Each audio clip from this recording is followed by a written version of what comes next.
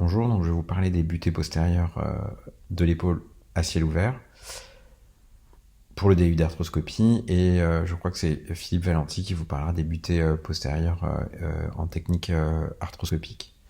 Donc juste une petite mise au point, quelques diapos d'ordre général.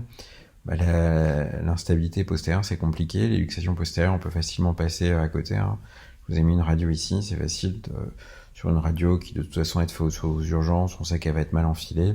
Et donc on peut passer facilement à côté. Je parle en connaissance de cause que j'ai fait l'erreur lorsque j'étais interne. Je lui dois une bonne séance d'humiliation. Et puis finalement, quand on prend le temps et qu'on demande les bons clichés, on voit que c'est très clair qu'il y a une luxation postérieure de l'épaule. C'est difficile à traiter et c'est un phénomène assez complexe parce que il va y avoir d'une part des lésions traumatiques ou micro-traumatiques. Ici, il n'y a plus de labrum, il y a probablement des lésions osseuses. L'aspect de la glène postérieure est pas normal. On a une encoche antérieure de McCloskey ou une lésion de Hill-Sachs inversée.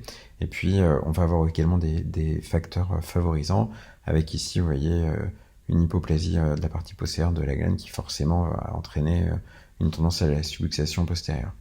Donc c'est une pathologie qui est quand même assez complexe, qui va mixer à la fois des problèmes traumatiques ou micro-traumatiques et des facteurs favorisants. Alors, les éléments anatomiques qui vont jouer un rôle dans la stabilité postérieure, vous les connaissez, c'est le labrum postérieur, en sachant que le labrum postérieur, ça n'a rien à voir avec le labrum antérieur. En général, c'est très fin, très petit, et finalement, on n'est pas très certain que ce soit aussi efficace que le labrum antérieur.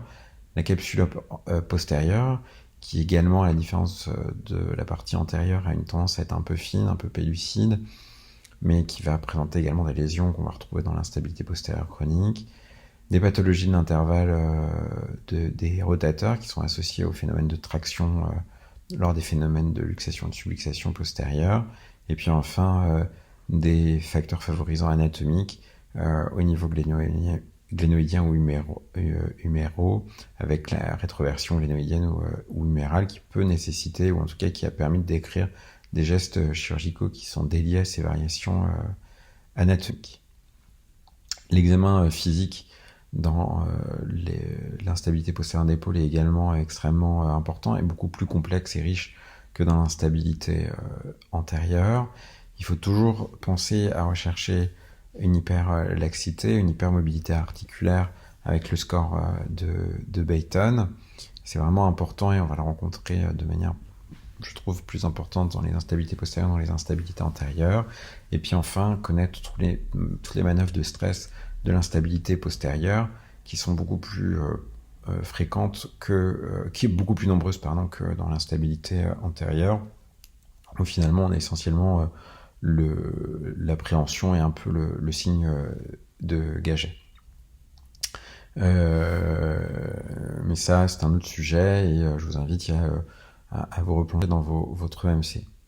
Les examens complémentaires, les radiographies standards, comme d'habitude, en orthopédie de manière générale, les radiographies standards sont vraiment un élément important dans la prise en charge diagnostique qui va permettre de voir un certain nombre de lésions et en tout cas de pouvoir quantifier leur importance. Ce sont des lésions osseuses qui vont être visibles sur les radiographies standards dans l'instabilité.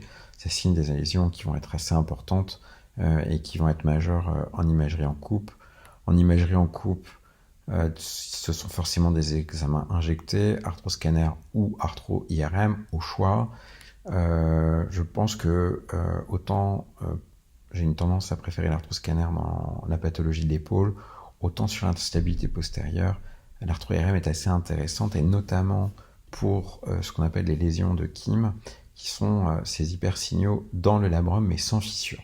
D'accord ? Et ça, en arthroscanner, c'est complètement invisible. C'est-à-dire qu'en arthroscanner, cette lésion-là, elle est totalement invisible. Si vous n'avez pas de fissure, vous n'avez pas de passage du produit de contraste et donc il n'y a pas de lésion et vous interprétez cette épaule comme normale. Alors qu'en arthro-IRM, il n'y a pas de lésion au moment de l'opacification de la cavité articulaire, mais on voit un hypersignal T2 dans le labrum. Ça signe cette lésion dite de Kim qui est assez typique de l'instabilité postérieure d'épaule. Le traitement, les 3 grands axes de traitement, comme toujours en orthopédie, c'est 1, la rééducation, 2, la chirurgie. Et dans la chirurgie, soit dans la chirurgie de l'instabilité, soit des gestes sur les parties molles, avec le geste de Bankart ou de remplissage de l'encoche, de manière complètement inversée à l'instabilité antérieure, mais ça reste les mêmes gestes, soit des gestes de butée, comme dans l'instabilité antérieure, soit des butées arthroscopiques, soit des butées à ciel ouvert, et mon propos va se porter sur les butées à ciel ouvert. Les butées en instabilité postérieure de l'épaule, ça va être soit des butées iliaques postérieures, qu'elles soient réalisées sous arthroscopie ou conventionnelle, finalement ça ne change rien, ou alors des butées acromiales pédiculées, qui ont été décrites également en technique conventionnelle à ciel ouvert, initialement par Kovatchouk, dont la première publication date de 1993 et qui est encore couramment utilisée, soit des butées arthroscopiques avec pédiculées soit des butées pédiculées sous arthroscopie qui ont été plus récemment décrites. Alors moi je vais vous parler des butées à ciel ouvert. On va commencer par les butées dites de Kovatchouk, qui sont des butées donc acromiales avec un pédicule deltoïdien. Le patient est positionné en décubitus latéral. On va venir se placer derrière le patient, le bras controlatéral est sur un appui-bras, et on va mettre le bras opéré sur un appui d'arthrodèse en U qui va permettre de maintenir le bras au niveau du thorax et pas avoir une tendance à ce qu'il parte en avant. On va réaliser une voie d'abord postérieure qui va être centrée sur l'épine de l'omoplate, et on va venir préparer la partie postérieure à la jonction de l'acromion, et on va venir prélever un petit greffon de 2,5 x 1,5 cm. Il faudra faire extrêmement attention de garder le deltoïde correctement pédiculé sur le greffon acromial, parce que sinon on perd l'intérêt de ce pédicule deltoïdien qui est censé finalement avoir un rôle de vascularisation du greffon, et donc permettre une meilleure intégration de ce dernier. Il va falloir après dissiser la partie postérieure du deltoïde qui est pédiculé sur ce greffon acromial. On va le dissiser sur 5 cm afin de correctement le mobiliser, de pouvoir le positionner facilement sur la partie postérieure de la laine. On va réaliser ensuite l'abord de la cavité articulaire, et donc il va falloir passer au travers d'un coiffe des rotateurs. Et là, il va falloir faire pas mal attention au nerf suprascapulaire et l'artère suprascapulaire. Donc il n'y a pas besoin d'aller la voir. En revanche, il faut savoir à peu près où elle est, donc il ne faudra pas trop se porter de manière médiale pour éviter de se retrouver à le léser ou l'étirer de manière trop importante, parce que une atteinte du nerf suprascapulaire, c'est pas anodin au niveau de la fonction future de l'épaule. Pour aborder ensuite la cavité articulaire, il va falloir passer au travers de la coiffe postérieure, et notamment de l'infraépineux. Pour passer au travers de l'infraépineux, soit vous pouvez réaliser une ténotomie en L inversée, ce qui est, je crois, la technique initialement décrite, soit, comme ça avait été le cas pour le subscapulaire pour la butée antérieure, soit réaliser un split dans l'infraspinatus, comme le split dans le subscapulaire. Et globalement, maintenant, on fait quand même beaucoup plus des splits dans le subscapulaire. Donc là, je vous ai mis le split dans le subscapulaire, avec ici la capsule, le subscapulaire, la partie supérieure du subscapulaire, la partie inférieure du subscapulaire. Moi, je vais ensuite inciser ma capsule articulaire en espèce de T ou de H, pour pouvoir aborder de manière assez large la cavité articulaire, et on va venir mettre en place la butée que l'on va fixer avec 2 vis malléolaires de diamètre 4 mm. La butée, il faudra qu'elle soit très légèrement débordante, contrairement aux butées antérieures où il faut qu'elle soit vraiment très légèrement dedans de la berge glénoïdienne. Là, il faudra essayer de se mettre un peu plus latéral, franchement débordant dans la cavité articulaire, et on n'a pas les mêmes risques arthrogènes que dans l'instabilité antérieure d'épaule. J'ai ensuite fermé la capsule de part et d'autre, puisque je l'ai ouverte en T. Je viens me fermer finalement sur mes berges de mon lambeau deltoïdien. Donc voilà, ça c'est l'aspect final avec la butée qui est positionnée et le pédicule deltoïdien qui est fixé sur la butée et le split dans l'infra-épineux. Les butées iliaques postérieures, alors où ça va différer, c'est qu'on déjà on ne prélève pas l'acromion. On commence, le premier temps, c'est de prélever un greffon iliaque qui va être un greffon unicortical et qui va faire 2,5 fois 1 cm fois 1 cm et qu'on va venir prélever sur la greffe homolatérale. Une fois qu'on a prélevé notre greffon, on va réaliser une voie d'abord postérieure. Alors, le long de l'épine, moi je me mets en fait plutôt très légèrement le long du bord postérieur du deltoïde, et je vais venir récliner mon deltoïde en derrière, ce qui va me donner accès ensuite à la coiffe postérieure, et là je vais repérer la frontière entre supra-épineux et infra-épineux. De la même manière que dans les butées de Kovalchuk, j'ai passé dans l'infra-épineux, dans lequel je vais réaliser un split et non pas une ténotomie en L inversée. Et je vais réaliser ma capsulotomie et je vais mettre 2 encres dans la glène après avoir préparé ma glène, parce que je vais préparer ma réinsertion de capsule. Je mets des encres filaires en général. Une fois que j'ai bien nettoyé ma cavité articulaire, que j'ai bien avivé mon bord postérieur de glène, que j'ai mis mes encres, je vais venir fixer ma butée. Pareil, par 2 vis malléolaires de 4 mm, et je vais venir la fixer légèrement débordante, comme vous pouvez voir ici. Et puis ensuite, je vais réinsérer ma capsule sur mes 2 encres que j'aurais préalablement mises, et ce qui fait que ma capsule va venir se placer en dessous de la butée.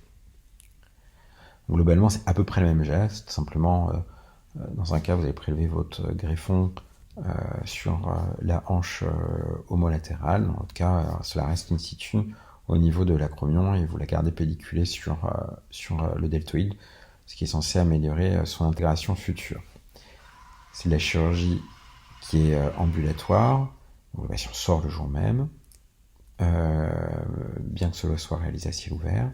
J'immobilise mes patients pendant 1 mois en rotation neutre dans une attelle à peu près un peu moins en rotation externe que celle-ci. Et puis je vais ensuite rééduquer mes patients à partir de 1 mois. Et là, je donne assez peu de consignes. C'est-à-dire que globalement, je ne demande pas d'renforcement musculaire, mais je vais commencer de manière progressive à récupérer les mobilités, et puis au fur et à mesure, travailler le renforcement musculaire pour débuter à peu près à 8 semaines le travail de renforcement. Alors, on va survoler les résultats du symposium sur l'instabilité postérieure de la SFA, qui était en 2016. Je vous ai passé toute l'épidémiologie de ce symposium. On va s'intéresser aux résultats débutés. Donc, il y avait 52% de lésions osseuses qui étaient retrouvées dans la population du symposium. Il y avait 30% de Hill-Sachs inversé, donc coge antérieur, 59% de lésions de Bankart inversées, et on avait 11% de lésions cartilagineuses qui étaient visibles sur les examens en coupe de type arthroscanner réalisés pour le symposium. Les butées qui ont été réalisées, elles ont été essentiellement iliaques et assez peu de cas de butées acromiales. Comme je l'avais dit, on les met plutôt débordantes ou un peu extra-articulaires, hein, comme vous pouvez voir ici, ou à déborde. Contrairement aux butées antérieures, on cherche vraiment à limiter les conflits gléno-huméraux avec la butée. Les patients, ils étaient immobilisés entre 4 et 8 semaines, la plupart du temps en rotation neutre, et en moyenne, les patients reprenaient leur travail à 5 mois, et 2 tiers des patients avaient repris leur activité sportive à 6 mois et demi post-opératoire. Donc c'est des suites qui sont quand même assez longues, un peu plus longues que dans la butée antérieure. Les résultats fonctionnels, ils sont quand même globalement très satisfaisants ou satisfaisants et de manière assez significative. C'est une intervention qui fonctionne bien, avec autour de 20% de patients qui n'ont pas retrouvé l'épaule qu'ils espéraient. La butée, elle était lisée dans tout de même pratiquement 50% des cas, soit partiels, soit majeurs. Un quart des cas sont des lises majeures. J'ai envie de vous dire, un peu comme dans les butées antérieures, on sait que dans les butées, de toute façon, il y avait des lises. Ici, il y avait essentiellement des butées iliaques, donc on peut opposer que peut-être que s'il y avait eu plus de butées acromiales, on aurait moins de lises, mais c'est pas évident, et puis finalement, ça change pas vraiment quelque chose sur le résultat à moyen ou long terme. Il y avait tout de même des échecs, il y avait quand même, je vous avais dit à peu près 20% de patients qui n'étaient pas complètement satisfaits ou pas satisfaits du tout, avec des épisodes de subluxation récidivant dans 10% des cas, 12% de douleurs résiduelles permanentes. Et ça, il y avait deux séries, une série rétrospective et une série prospective, et les scores étaient à peu près identiques. Donc c'est quand même les résultats sont quand même un peu moins bons que ce qu'on peut avoir dans les instabilités antérieures. Si je dois conclure sur l'instabilité postérieure avec les butées réalisées à ciel ouvert, globalement, la chirurgie de butée fonctionne, ça donne des résultats qui sont quand même satisfaisants dans la grande majorité des cas. Il y a 20% de patients pour lesquels il va y avoir des séquelles, mais 80% de patients qui vont bien, donc on peut considérer que c'est une intervention qui fonctionne.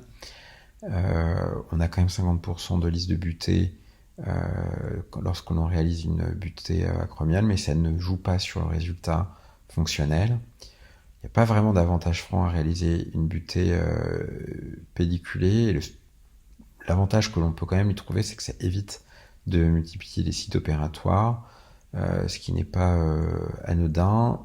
Personnellement, j'ai quand même tendance à préférer réaliser des butées iliaques. Le prélèvement est plus simple. Je vais pas embêter le deltoïde postérieur, et je trouve que je positionne aussi mieux ma butée quand je réalise une butée iliaque qu'une butée